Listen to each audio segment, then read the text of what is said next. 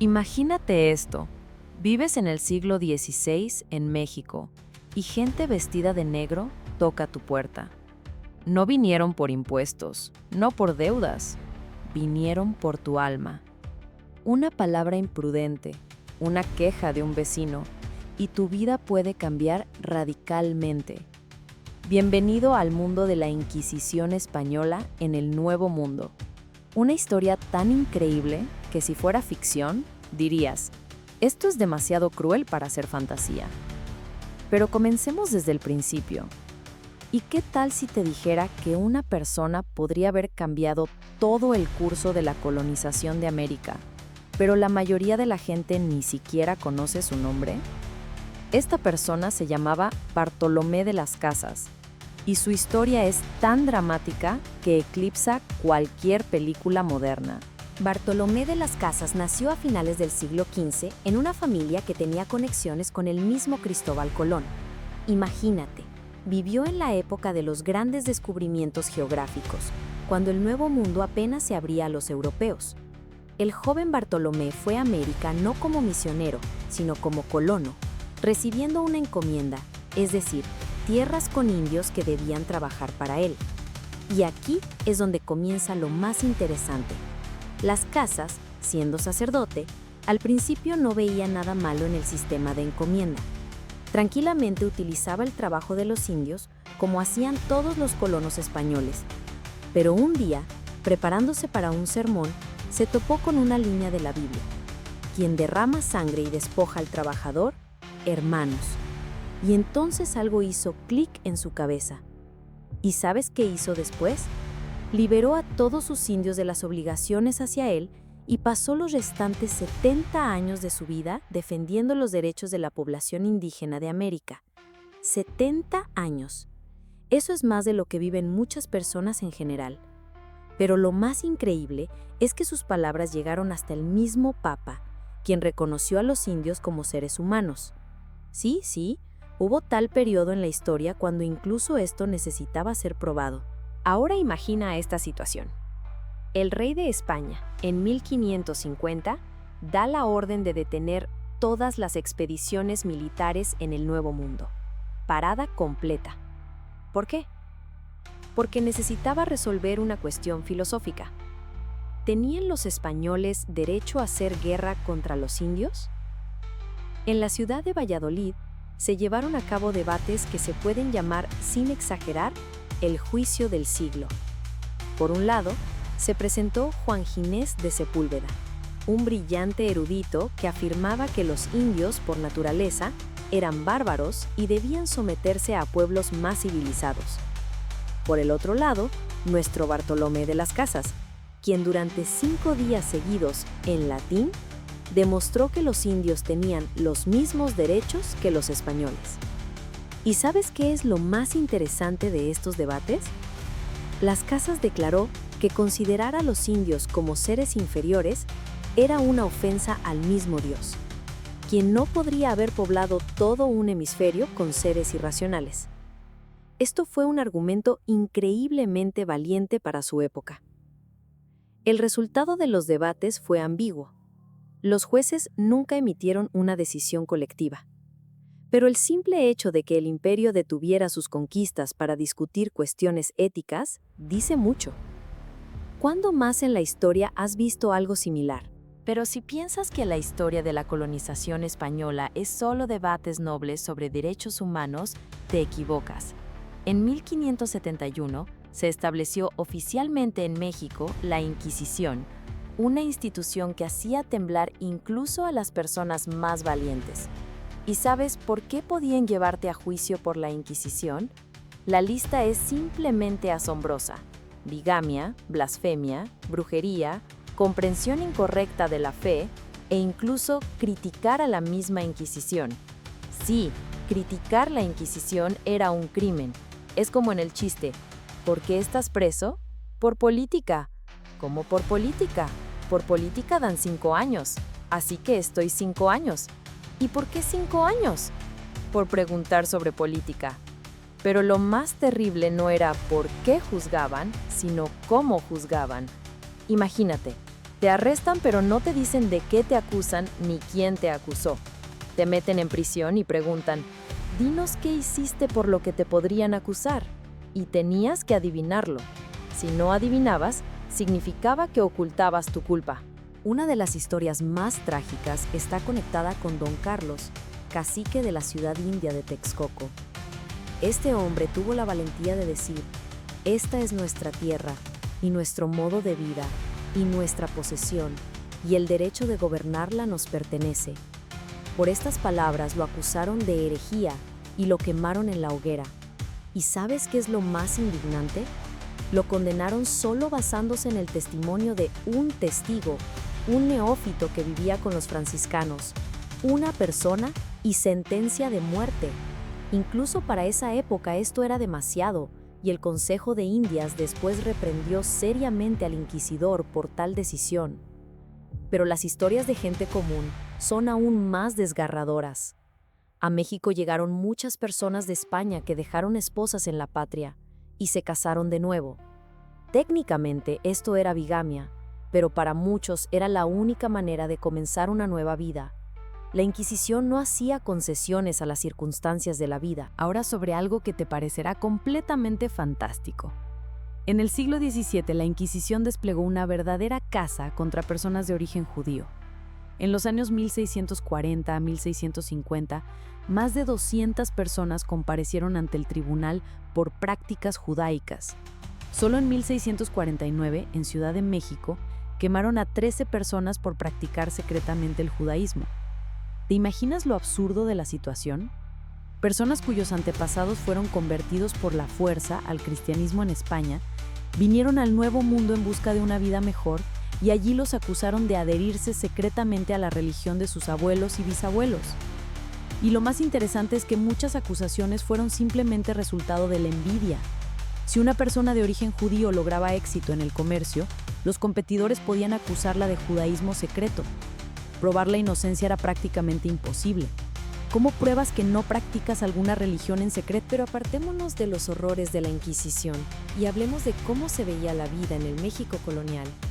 Los españoles construyeron su ciudad directamente sobre las ruinas del Gran Tenochtitlán, capital de los aztecas. Y esto no fue casualidad, fue un símbolo, un monumento a la victoria española sobre la civilización india. Para el siglo XVI, Ciudad de México se convirtió en una ciudad increíble de contrastes. Por un lado, la aristocracia española construía palacios lujosos que podían rivalizar con los mejores edificios de Europa. El profesor Francisco Cervantes de Salazar escribió que las casas de la élite corresponden a la nobleza de quienes viven en ellas, y la calle Tacuba se extiende tan lejos que ni siquiera ojos de lince pueden ver el final. Por otro lado, cada día cerca de 20,000 indios venían al mercado de la ciudad, comerciando productos tradicionales, frijoles, chile, guayaba, frutos de cactus, ollas de barro. Continuaban usando trueque o granos de cacao como dinero, como si la conquista española no los hubiera tocado. Ahora te contaré una historia que te mostrará que los problemas ecológicos existían mucho antes de la Revolución Industrial. El Valle de México antes de la llegada de los españoles era un verdadero paraíso. Bernal Díaz del Castillo, participante en la conquista de México, escribió: «Nunca me cansaba de mirar la variedad de árboles y respirar el aroma de cada uno de ellos, y los senderos llenos de rosas y flores, y la multitud de árboles frutales». ¿Pero qué pasó 40 años después de la conquista? El mismo Díaz del Castillo regresó a Ciudad de México y con horror constató: «De todas estas maravillas que entonces vi, hoy todo está crecido y perdido, no queda nada». ¿Qué pasó? Los españoles durante el sitio de Tenochtitlán destruyeron las presas para que sus barcos pudieran navegar libremente, rellenaron los canales para que pudiera pasar la caballería. Las tierras fértiles del valle fueron ocupadas por haciendas españolas, obligando a los indios a dedicarse a la agricultura de roza y quema en las laderas de las montañas. El arado español causó erosión adicional. Para la construcción de la ciudad se requerían 25,000 árboles al año solo para pilotes bajo los cimientos de los edificios. Resultado, ya en 1550 las autoridades emitieron un decreto de que los árboles solo se podían cortar con permiso. En 1570 prohibieron cualquier tala en un radio de 5 leguas de la ciudad. Pero ya era tarde, el equilibrio ecológico estaba roto y la naturaleza se vengó. En 1629, Ciudad de México fue cubierta por una inundación que sumergió la ciudad 6 pies de profundidad. ¿Y sabes qué es lo más increíble? El agua no se fue por 5 años. Los sacerdotes celebraban misas desde los campanarios de las iglesias, gritando hacia abajo a los fieles que se reunían en botes. Las autoridades consideraron seriamente la posibilidad de abandonar completamente la capital y construir una nueva en algún otro lugar. Pero los propietarios de bienes raíces urbanos, incluyendo la iglesia, hicieron lobby exitosamente contra el traslado de la capital. El dinero decidió todo, como a menudo pasa en la historia. Pero volvamos a la Inquisición. ¿Y sabes cuántas personas juzgó realmente? Por el periodo desde 1571 hasta 1700, solo 12,000 casos, de los cuales menos de 2,000 llegaron a juicio. Esto es solo 16 procesos judiciales al año en un territorio enorme desde Centroamérica hasta California. Puede parecer poco, pero hay que entender el efecto psicológico. Todos sabían que la Inquisición existía, que podía venir por cualquiera, y este miedo era suficiente para mantener a la gente en obediencia. Lo más cínico era que muchas acusaciones eran falsas. Los caciques indios acusaban falsamente a rivales de idolatría. Los herejes condenados incriminaban a otros en un intento desesperado de obtener una sentencia más suave. Los comerciantes usaban acusaciones de judaísmo para luchar contra competidores. Con el tiempo, el carácter de las persecuciones cambió. Bajo el obispo Zumárraga, primer jefe de la Inquisición en México, 1536-1543, la acusación principal era blasfemia, 56 procesos. La Inquisición también perseguía activamente las prácticas religiosas indias. Entre 1640 y 1650, el pico de represiones recayó sobre personas de origen judío. Sus éxitos en el comercio causaban envidia y la Inquisición juzgó a más de 200 personas por prácticas judaicas. En el periodo colonial tardío, la Inquisición se cambió a cuestiones políticas. En 1752, la deslealtad a la corona se convirtió en crimen. Los inquisidores estudiaban obras que popularizaban ideas de la Revolución Francesa y se lamentaban de la pasión por los libros franceses que llevó a muchos al abismo de la corrupción. Prohibían y confiscaban libros de Rousseau, Diderot, Voltaire y Montesquieu. Y aquí está la paradoja. La colonización española dio al mundo tanto al defensor de derechos humanos, Las Casas, como a la cruel Inquisición. El mismo sistema engendró a un hombre que 70 años antes del nacimiento de los conceptos modernos de derechos humanos, afirmaba que todas las personas son iguales, y una institución que perseguía a personas por sus creencias. Las Casas logró que la corona constantemente recordara sus obligaciones de proteger a los indios. Como señaló el historiador J.H. Eliot, no es fácil encontrar paralelos en la historia de otros imperios coloniales de tal cuidado de la metrópoli por la población indígena. Pero al mismo tiempo, la Inquisición creaba una atmósfera de miedo y sospecha que impregnaba toda la vida colonial. Para el siglo XVIII, Ciudad de México se convirtió en una verdadera capital imperial. Su población de 137,000 personas excedía la población de cualquier otra ciudad del hemisferio occidental. La ciudad se volvió bicultural, aunque sus proporciones raciales cambiaron. A principios del siglo XIX, 2% de la población eran nativos de España, 48% criollos, 27% indios y 23% representantes de razas mixtas.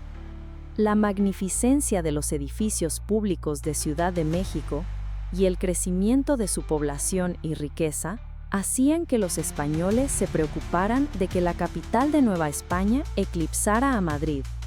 La clase alta, poseedora de riquezas sin precedentes y gusto arquitectónico notable, construyó muchas mansiones. Cerca de 40 de estas casas de gente muy rica se conservan hasta hoy. ¿Qué nos da esta historia increíble? Primero, muestra que la lucha por los derechos humanos comenzó mucho antes de lo que estamos acostumbrados a pensar. Las casas, en el siglo XVI, defendía principios que consideramos logros del siglo XX. Segundo, demuestra cómo el miedo puede ser un instrumento de control. La Inquisición juzgó relativamente pocas personas, pero creó una atmósfera en la que cualquiera podía convertirse en víctima de una denuncia. Tercero, esta historia muestra que los problemas ecológicos existían mucho antes de la Revolución Industrial.